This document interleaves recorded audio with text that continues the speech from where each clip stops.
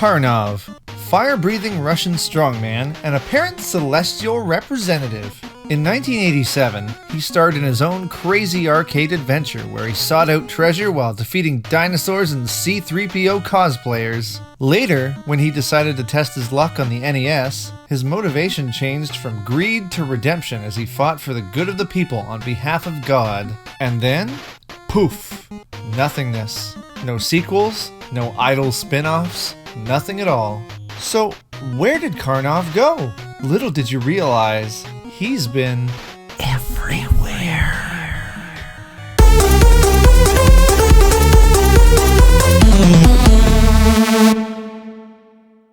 Let's check out where KARNOV's been, chronologically speaking, of course.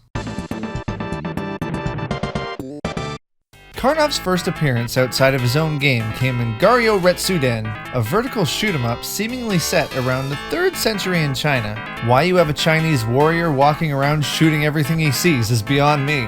Stranger still, the very first enemy your character encounters is none other than KARNOV. Yep, that's clearly KARNOV, no doubt about it. Data East made this, there's no questioning. So he's a time traveler now?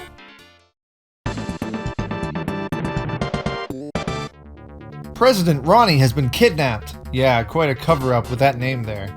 We have no idea who you're talking about. The president has been kidnapped by the Dragon Ninja. Are you a bad enough dude to rescue the president? I sure hope so. In the first stage of this hardcore street-savvy beat-em-up, the two bad dudes, Blade and Striker, have to punch and kick through a bunch of wacky ninjas to get to the leader of this gang, which is none other than KARNOV! Complete with fire breath, this guy will stop at nothing to keep Ronnie chained up. Unfortunately, he's a pushover and dies easily. Heck, his name even appears on a sign.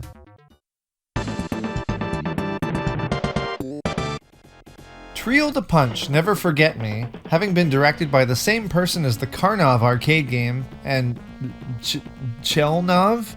We didn't talk about that one much, did we? Together, these games are considered the Dekoge trio, so naturally, why not have a cameo? Trio the Punch is, to say the least, weird. It's a weird beat-em-up that's all over the place as far as settings go, but it's chock full of funky humor. And the first boss is a large bronze statue of none other than KARNOV! Slay it hard!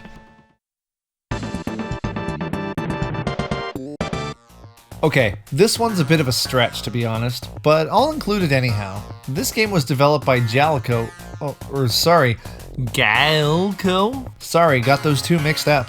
You control a pharaoh who presumably is trying to save Egypt from an onslaught of scorpions, skeletons, and snakes. Now then, the internet is telling me one thing, and I don't necessarily agree with it, but here goes. There's a guard at the beginning of the second stage who bears a supposedly striking resemblance to none other than KARNOV?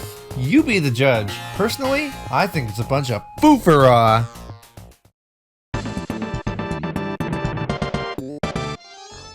Big Karnak may have been a bit of a crapshoot, but Tumble Pop, another Data East arcade hit, definitely is.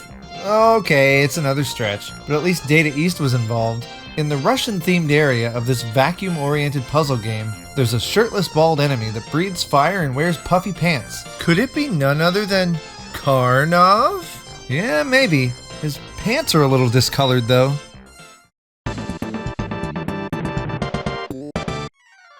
Fighter's History was a one-on-one fighter originally released in the arcades in 1993, followed by a Super Nintendo port the following year. It's pretty standard, except that each fighter in the arena has a weak point that, when hit multiple times, causes the character to become stunned briefly, and also becomes weaker overall, subject to even more hard-hitting pummeling. Only problem is, this game's harder than a witch's cauldron. If somehow you manage to defeat all the other playable characters, you can then fight none other than Clown?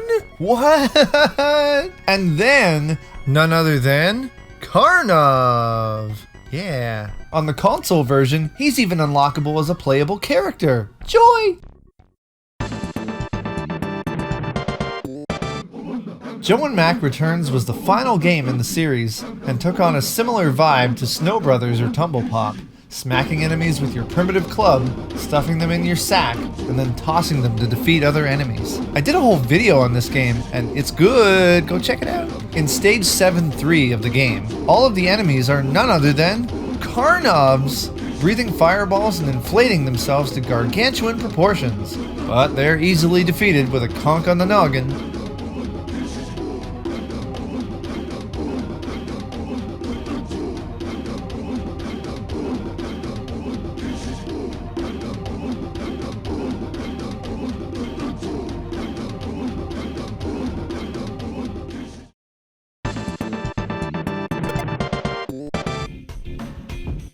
It's basketball!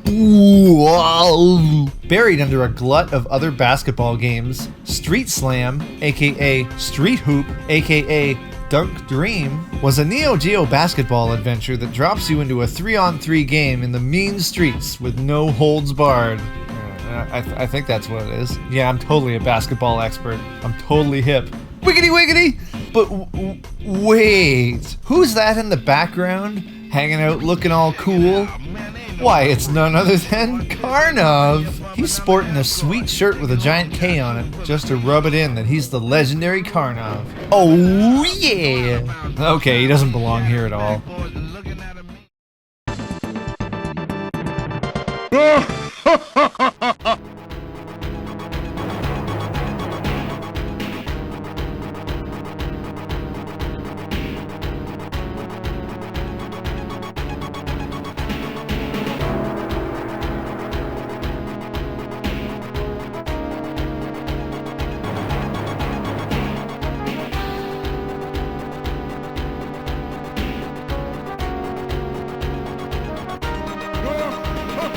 Hitting up the arcade in Neo Geo in 1994, and for some reason the Sega Saturn in 1997, KARNOV's Revenge, also known as Fighter's History Dynamite, is the brawler sequel someone asked for, except this time, both KARNOV and that creepy clown are both playable characters, making this the only other arcade experience where you can be the man himself, the KARNOV. It's a shame that this is the hardest fighter I've ever played. Seriously, everyone is overpowered. This is insane! And ever since KARNOV's Revenge in 1994, KARNOV has seemingly disappeared off the face of the...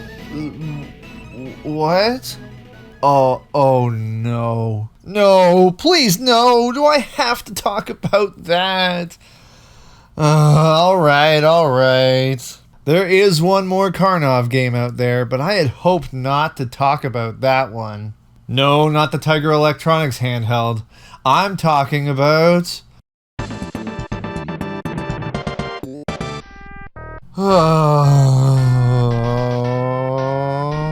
Dance Dance KARNOV. We can thank the demented minds at somethingawful.com for producing this flash monstrosity. Monsters are destroying the city, and it's up to KARNOV to save the world. But he can only acquire the items necessary by... dancing. In a nod to rhythm games everywhere, you have to copy the moves the game gives you at the same speed and rhythm by pressing the arrow keys. The game starts out innocently enough, but then muscle men join the fray. KARNOV takes off his shirt and starts flailing around nipple tassels, and it all just goes wrong, Pete Tong. Dance Dance KARNOV is only 2 levels long, and it's pretty easy to complete. Plus, you get a marvelous English ending. And that's it, right? KARNOV can't be hurt anymore, right? A fan movie? Are you serious? Well, this I have to check out. It's only $10. What a deal! What? But you have 2 giant PayPal buttons! Well, you just lost a sale, Galaxy 454. So, this is how it ends for KARNOV, huh? That's a shame. He deserved so much better. Thanks for watching! If you have retro hype of your own, consider dropping a like, subscribing to the channel, and leaving a comment! Yeah!